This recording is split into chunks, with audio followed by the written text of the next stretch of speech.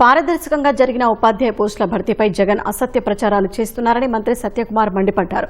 అధికారంలో ఉన్నా ప్రతిపక్షంలో ఉన్నా జగన్ తీరు మారడం లేదన్నారు. నిరుద్యోగులకు ఉద్యోగ అవకాశాలు కల్పిస్తే అసత్య ప్రచారాలు చేస్తూ ప్రజల్లో గందరగోళ పరిస్థితి సృష్టిస్తున్నారని ధ్వజమెత్తారు. డీఎస్సీపై ఎక్కడైనా చర్చకు సిద్దమని మీరు సిద్దంగా ఉన్నారా అని జగన్ను ప్రశ్నించారు. రూములో కూర్చొని బురద జల్లి వెళ్ళిపోతున్నారు తప్పిస్తే దీని మీద చర్చకు రావాలా?